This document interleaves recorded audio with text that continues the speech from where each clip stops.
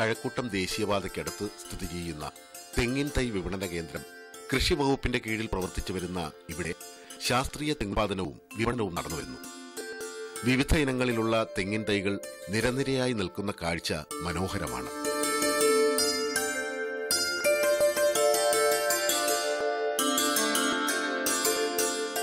പുതിയ വിപണന കേന്ദ്രവും പച്ചക്കറി സംസ്കരണ ഷെഡും ടിഷ്യൂ കൾച്ചർ വാഴ ഹാർഡനിംഗ് യൂണിറ്റും പ്രോട്രേ നഴ്സറികളും നടപ്പാക്കിയതിലൂടെ നടീൽ വസ്തുക്കളുടെയും മറ്റ് ഫാം ഉൽപ്പന്നങ്ങളുടെയും ഉൽപാദനവും ഫാമിന്റെ വരുമാനവും ഉയർത്താൻ കഴിഞ്ഞിട്ടുണ്ട്.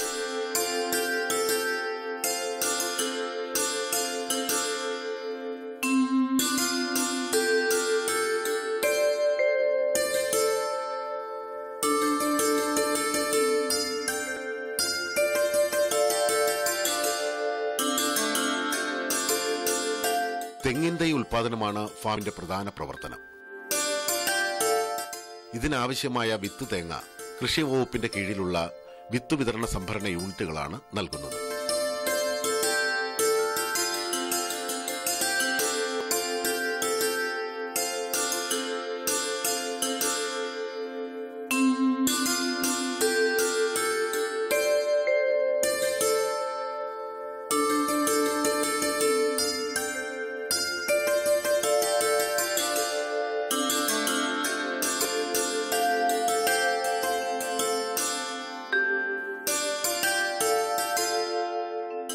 തെങ്ങിന് ഇടവിളയായിട്ടാണ് തെങ്ങിൻ തൈ ഉൽപാദനത്തിനുള്ള വിത്തു തേങ്ങകൾ പാകുന്നത്.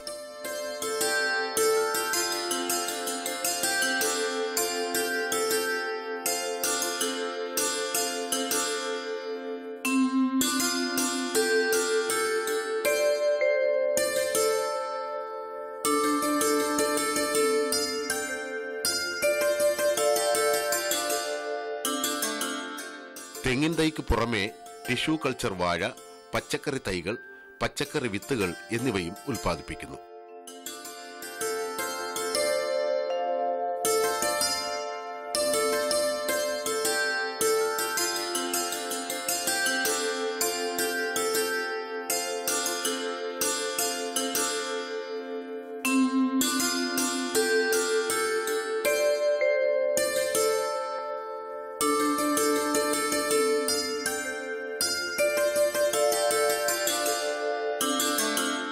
തെങ്ങിൻ തൈകൾക്ക് പുറമെ മറ്റ് നടീൽ വസ്തുക്കളും ഇപ്പോൾ ഇവിടെ നിന്ന് ഉൽപ്പാദിപ്പിച്ച് വിൽപ്പന നടത്തുന്നുണ്ട്. അതിൽ പ്രധാനമായിട്ടും പച്ചക്കറി തൈ, ടിഷ്യൂ കൾച്ചർ വാഴ, റെഡ് ലേഡി പപ്പായ, അകത്തി, മുരിങ്ങ എന്നീ തൈകളാണ് ഇവിടെ നിന്ന് പ്രധാനമായിട്ടും ഉൽപ്പാദിപ്പിച്ച് ഇവിടെ നിന്ന് നടത്തി പോകുന്നത്.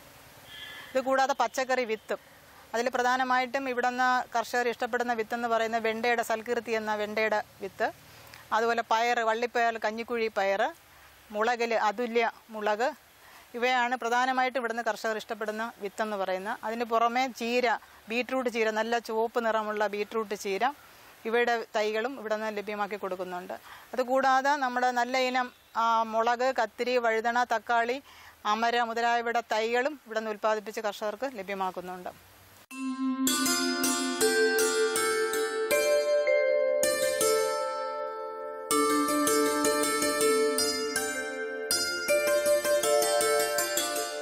ഹൈടെക് ഫാമിംഗിന്റെ ഭാഗമായി പോളി ഹൌസിനുള്ളിൽ വിത്തുൽപാദനത്തിന് വേണ്ട സൽകീർത്തി വെണ്ട, സായിപ്പൻ കീര, സുന്ദരി കീര, അനഖ തക്കാളി തുടങ്ങിയവ കൃഷി ചെയ്ത് വിളവെടുക്കുന്നു.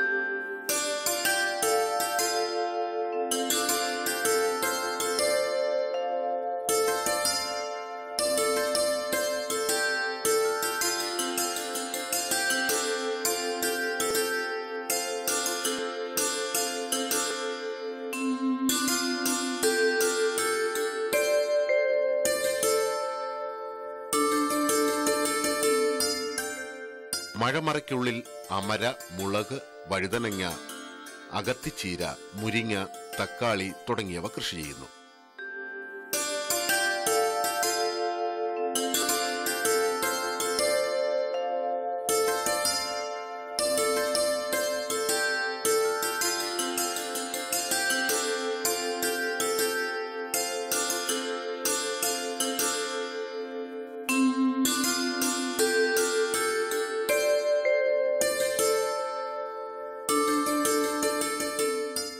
കായ്ച്ചു തൂങ്ങി നിൽക്കുന്ന പാഷൻ ഫ്രൂട്ട്സുകൾക്ക് പച്ചപ്പന്തൽ കുട പിടിച്ചിരിക്കുന്നത് കാണാം.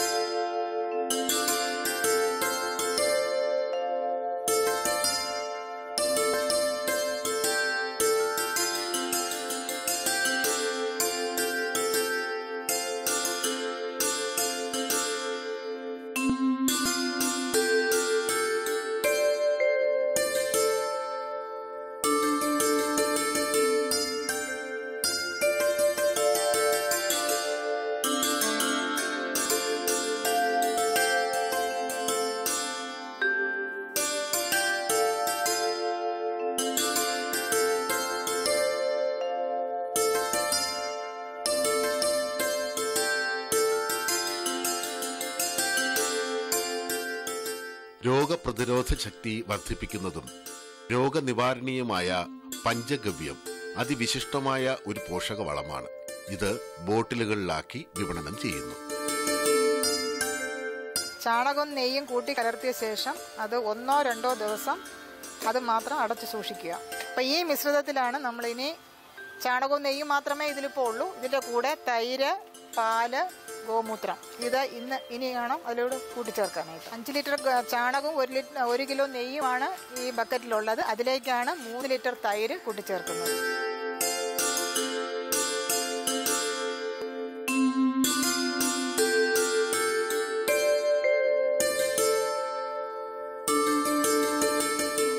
ഈ കൂട്ടിലേക്ക് 3 ലിറ്റർ പാല് ചേർക്കുക. അപ്പം 5 കിലോ ചാണകവും 1 ലിറ്റർ നെയ്യും നമ്മൾ ആദ്യം കൂട്ടിച്ചേർത്ത് 2 ദിവസം വെച്ചു. അതിനുശേഷം അതിലേക്ക് 3 ലിറ്റർ തൈര് ചേർത്തു. അതിനുശേഷം 3 ലിറ്റർ പാല് ചേർത്തു. ഇനി നമുക്ക് അതിനകത്ത് ചേർക്കേണ്ടത് 5 ലിറ്റർ ഗോമൂത്രമാണ്.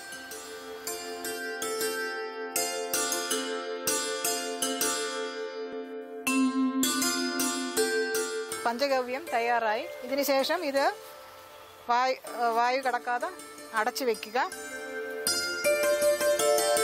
എന്നിട്ട് എല്ലാ ദിവസവും രാവിലെ ഒരു അരമണിക്കൂർ ഈ വളക്കൂട്ട് ഇളക്കേണ്ടതുണ്ട്. എല്ലാ ദിവസവും രാവിലെ തുറന്ന് ഇളക്കിയാൽ മാത്രമേ ഇതിനകത്ത് ഉണ്ടാകുന്ന വായു പുറത്ത് കളയുക. അങ്ങനെ ഏകദേശം ഒരു 21 ദിവസം നമ്മൾ സൂക്ഷിച്ച് വെക്കണം. വെച്ചതിന് ശേഷം ഇതിനെ എടുത്ത് നമ്മൾ 10 മുതൽ 50 ഇരട്ടി വെള്ളം ചേർത്ത് നേർപ്പിച്ചതിന് ശേഷം പച്ചക്കറികളിൽ ചുവട്ടിൽ ഒഴിച്ചു കൊടുക്കാം, അല്ലെങ്കിൽ തളിച്ചു കൊടുക്കാം. മറ്റെല്ലാ വിളകൾക്കും ഉപയോഗിക്കാം. അപ്പോൾ പച്ചക്കറി സംബന്ധിച്ചാണെങ്കിൽ അത് ചെറിയ ഒരു 4-5 സ്റ്റേജിലാണെങ്കിൽ ഏകദേശം 50 ഇരട്ടി നമ്മൾ 1 കപ്പ് വളക്കൂട്ട് എടുക്കുകയാണെങ്കിൽ ഒരു 50 കപ്പ് പച്ചവെള്ളവും കൂടെ ചേർത്ത് ഡൈല്യൂട്ട് ചെയ്ത് നേർപ്പിച്ചതിന് ശേഷം വേണം നമ്മൾ ചെടിയിലേക്ക് തളിക്കാനോ ചുവട്ടിൽ ഒഴിച്ചു കൊടുക്കാനോ ചെയ്യാം. ചെടി ഏകദേശം കായ്ക്കുന്ന പൂക്കുന്ന സ്റ്റേജ് ആകുമ്പോൾ നമുക്കത് ഒരു 10 മടങ്ങ് ഡൈല്യൂട്ട് ചെയ്താൽ മതി. അങ്ങനെ നേർപ്പിച്ച് നമ്മൾ ചെടിയിൽ ഒഴിച്ച ചെടിയുടെ വളർച്ച, അതോടൊപ്പം തന്നെ ചെടി പുഷ്പിക്കുന്നതും കാ പിടിക്കുന്നതും ഒക്കെ വർദ്ധിപ്പിക്കുന്നതിന് സഹായിക്കുന്നതിനൊപ്പം തന്നെ ചെടിയുടെ രോഗകീട നിയന്ത്രണത്തിന് ഒരു പരിധിവരെ ഇത് സഹായിക്കുന്നതാണ്. മറ്റു ജൈവവളങ്ങളായ ഫിഷ് അമിനോ ആസിഡും എഗ് അമിനോ ആസിഡും ശാസ്ത്രീയ വളക്കൂട്ടുകളാക്കി വിൽപ്പന നടത്തി വരുന്നു. ഫിഷ് അമിനോ തയ്യാറാക്കുന്ന രീതിയാണ് അടുത്ത ഇത്. അതിൽ ഫിഷ് അമിനോ തയ്യാറാക്കുന്നതിന് വേണ്ടിയിട്ട് നമുക്ക് ആവശ്യമുള്ള സാധനം എന്ന് പറയുന്നത് മത്തി, അതുപോലെ ശർക്കര. ഇപ്പോൾ രണ്ടും സമ അളവിലാണ് ആവശ്യം. മത്തി ആദ്യം നമ്മളതിനെ കൊത്തി അരിഞ്ഞ് പീസാക്കണം, ചെറിയ പീസാക്കി മാറ്റണം ഫസ്റ്റ്. അതിനുശേഷം ശർക്കര നമ്മൾ പൊടിച്ച് ഈ രൂപത്തിൽ പൊടിയാക്കണം. ഇനി ഇത് നമ്മൾ ഒരു അടപ്പുള്ള ബക്കറ്റ് വേണം ഇതിനായിട്ട് എടുക്കാനായിട്ട്. ഈ അടപ്പുള്ള ബക്കറ്റിലേക്ക് ആദ്യം ഒരു ലെയർ ശർക്കര നമ്മൾ അതിനകത്ത് വിതറണം. അതിൻ്റെ പുറത്ത് നമ്മൾ മീൻ ഒരു ലെയർ ഇടുക. വീണ്ടും ശർക്കര അതിൻ്റെ പുറത്ത് വിതറുക. അതിനുശേഷം ഈ ബക്കറ്റ് വായു കിടക്കാത്ത വിധം ടൈറ്റായിട്ട് അടച്ചു വെക്കുക. എല്ലാ ദിവസവും തുറന്ന് ഇതിനെ ഇളക്കുക. നന്നായിട്ട് ഇളക്കിയതിന് ശേഷം വീണ്ടും അടച്ചു വെക്കുക. അങ്ങനെ ഒരു 3 ആഴ്ച ഇരുന്ന് കഴിയുമ്പോൾ ഈ ശർക്കര അലിഞ്ഞ് ആ ലായനിയിലോട്ട് ഈ മീനിൻ്റെ സത്ത് മുഴുവനും ചേർന്നിട്ടുണ്ടാവും. ഈ ശർക്കര മീൻ ലായനി 21 ദിവസമാകുമ്പോൾ തയ്യാറായി കഴിയും. അതിനെ നമ്മൾ ഞവടിയെടുത്ത് ഒരു അരിപ്പയിലൂടെ അരിച്ചെടുത്ത് കഴിയുമ്പോൾ മീൻ ശർക്കര സത്ത് റെഡിയാവും. ഇത് നമുക്ക് 2 മില്ലി 1 ലിറ്റർ വെള്ളത്തിൽ നേർപ്പിച്ചതിന് ശേഷം ചെടികളിൽ തളിച്ചു കൊടുക്കുകയും ചെടിയുടെ ചോട്ടിൽ ഒഴിച്ചു കൊടുക്കുകയും ചെയ്യാം. ഇതിനും ഒരു ചെടിയുടെ വളർച്ചാ ത്വരകമായി ഉപയോഗിക്കാം. ചെടിയുടെ വളർച്ചയ്ക്കും അതുപോലെ പുഷ്പിക്കുന്നതിനും ഏറെ സഹായമാണ്. അതിനുപരി ഒരു ചെറിയ തോതിൽ കീടനിയന്ത്രണത്തിനും ഇത് സഹായിക്കും.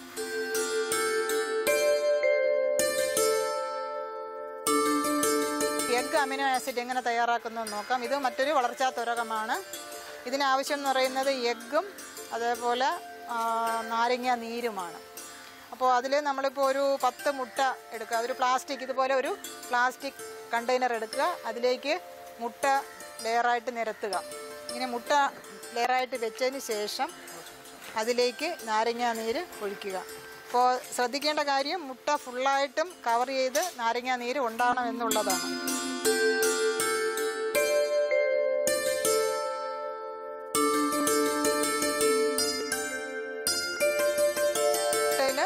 നാരങ്ങാ നീര് ചേർത്തു. അപ്പോൾ അത് മുട്ട ഇപ്പോൾ നാരങ്ങാ നീരിൽ മുങ്ങിക്കിടക്കുന്ന ഒരു രൂപത്തിലാണ് ഇരിക്കുന്നത്. അതിനുശേഷം ഈ കണ്ടെയ്നർ അടച്ച് സൂക്ഷിക്കുക.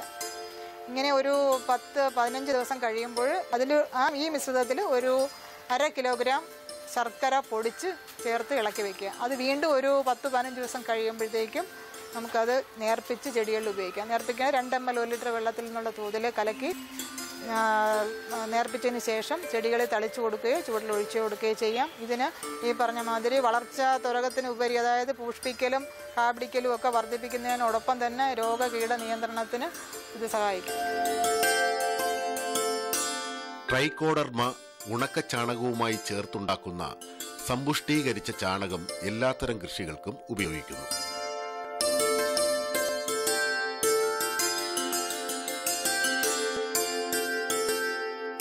സംയോജിത കൃഷി അവലംബിക്കുന്നതിന്റെ ഭാഗമായി മുട്ടക്കോഴി വളർത്തൽ, മുയൽ വളർത്തൽ മുതലായ പ്രവർത്തനങ്ങളും ആരംഭിച്ചിട്ടുണ്ട്.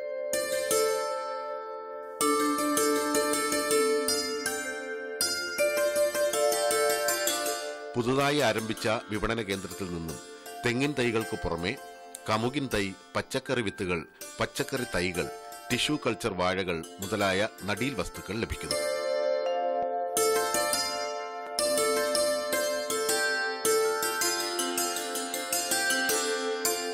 കൂടാതെ ജൈവവളങ്ങളായ മണ്ണിര കമ്പോസ്റ്റ്, ചകിരിച്ചോർ കമ്പോസ്റ്റ്, സമ്പുഷ്ടീകരിച്ച ചാണകം, കോഴിവളം, അസോള മുതലായവയും പാക്കറ്റുകളിൽ ലഭിക്കുന്നു.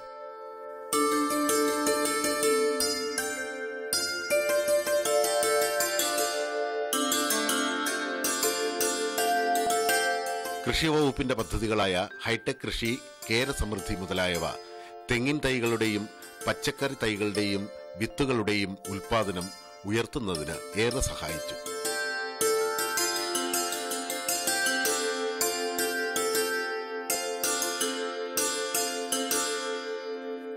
സ്റ്റേറ്റ് ഹോർട്ടി മിഷൻ പദ്ധതിയുടെ ഭാഗമായി നിർമ്മിച്ച പ്രോട്രേ നഴ്സറി, പോളി ഹൌസ് എന്നിവയും നടീൽ വസ്തുക്കളുടെ ഉൽപാദനക്ഷമത വർദ്ധിപ്പിച്ചിട്ടുണ്ട്.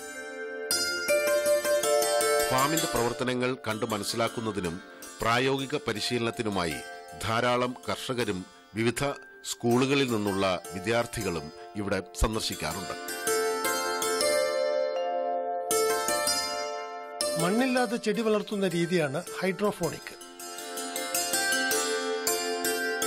ചെടിക്ക് ആവശ്യമായ പോഷകമൂല്യങ്ങൾ അടങ്ങിയ ദ്രാവകത്തിൽ ഓക്സിജൻ കലർത്തി വേരുപടലത്തിലൂടെ കടത്തിവിടുകയാണ് ചെയ്യുന്നത്. ഇതിലൂടെ ചെടികൾക്ക് ആവശ്യമായ പോഷകമൂല്യങ്ങളും ഓക്സിജനും ധാരാളം ലഭിക്കുന്നു. ചെടികളെ ചെറിയ നെറ്റ് പോട്ടുകളിൽ നട്ടതിനു ശേഷം ക്ലേ ബാൾസ് അല്ലെങ്കിൽ ചരൽ, ചകിരിച്ചോർ എന്നിവ ഉപയോഗിച്ച് ഉറപ്പിക്കാവുന്നതാണ്. ഫ്ളാറ്റുകളിൽ താമസിക്കുന്നവർക്കും മറ്റു സ്ഥലപരിമിതിയുള്ളവർക്കും മണ്ണിലെ കൃഷി സാധ്യമല്ലാത്തിടത്തും ഹൈഡ്രോഫോണിക് കൃഷി രീതി പരീക്ഷിക്കാം.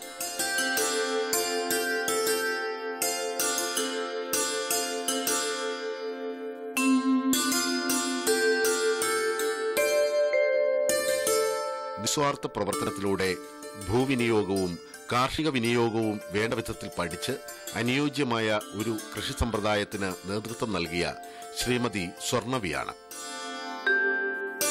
കൃഷി അസിസ്റ്റന്റ് ഡയറക്ടറായി കഴക്കൂട്ടം കോക്കനട്ട് നഴ്സറിയിലെ ജോലിയിൽ പ്രവേശിച്ചതു മുതൽ ഫാമിന്റെ മുഖച്ഛായ തന്നെ മാറ്റിയെടുക്കാൻ കഴിഞ്ഞു.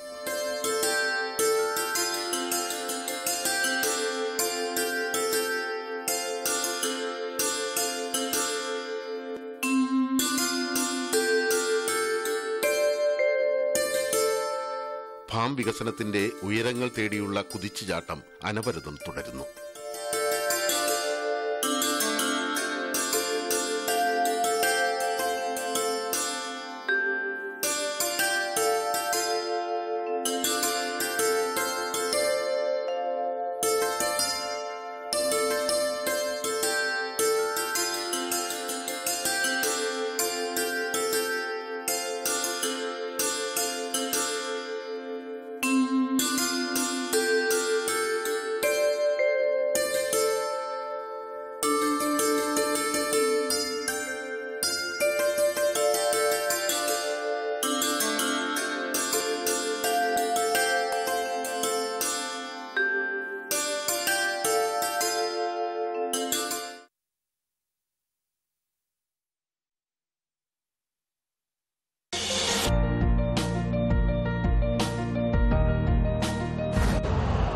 यूरिया का स्वदेशी उत्पादन 70 लाख टन बढ़ाने के लिए 6 उर्वरक संयंत्रों का उद्धार किया जा रहा है।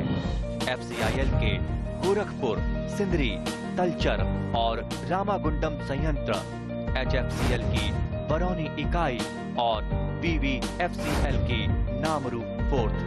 सोने पर सुहागा ये है कि देश में बनेगा सिर्फ नीम लेपित यूरिया, क्योंकि इससे होगा किसानों का फायदा ही फायदा। अनाज का उत्पादन 10% तक बढ़ेगा। बढ़ेगी 10 से 15% नाइट्रोजन क्षमता।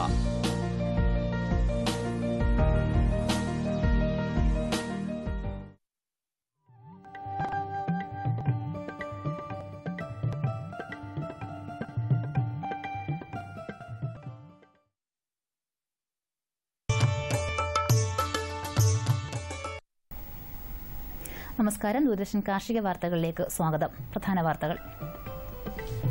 ഔഷധ സസ്യോദ്യാന നിർമ്മാണത്തിന് ധനസഹായം.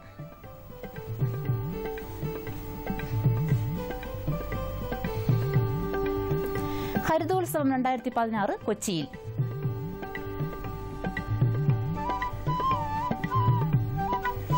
മണ്ണുത്തിയിൽ ജൈവ പച്ചക്കറി കൃഷിയിൽ പരിശീലനം.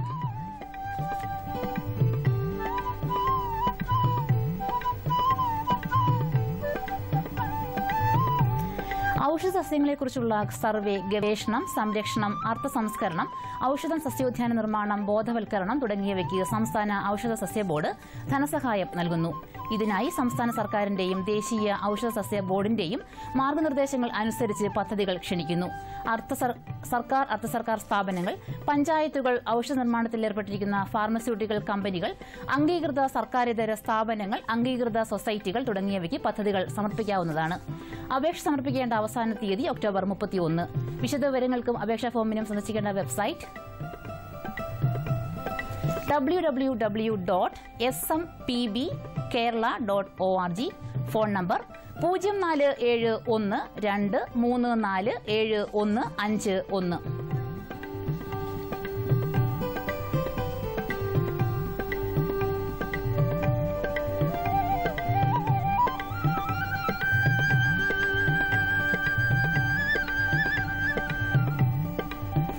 പത്തനംതിട്ട ജില്ലയിലെ അടൂർ സ്റ്റേറ്റ് സീഡ് ഫാമിൽ നിന്നും വിവിധ ഇനം പച്ചക്കറി വിത്തുകളും ക്യാബേജ്, കോളിഫ്ലവർ, മുളക്, വഴുതന എന്നിവയുടെ തൈകളും വിൽപ്പനയ്ക്ക് തയ്യാറായിട്ടുണ്ട്.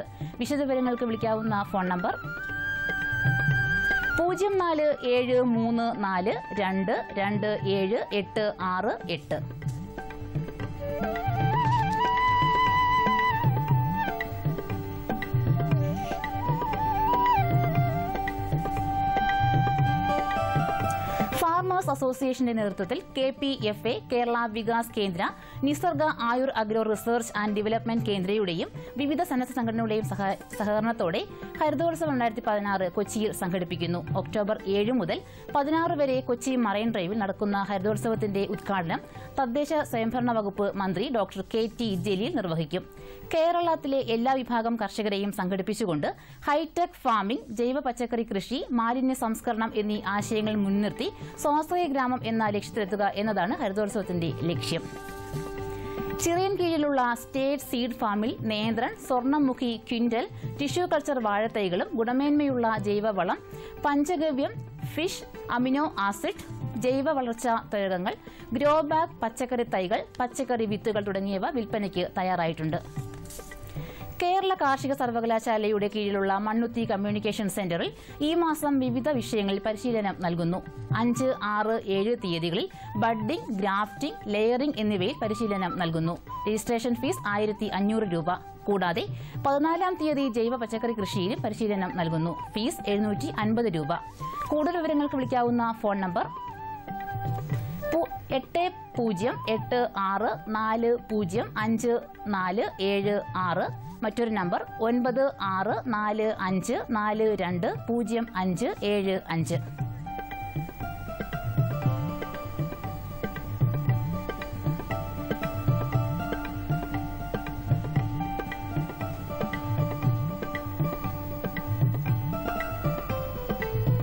ഇനി കമ്പോള നിലവാരം.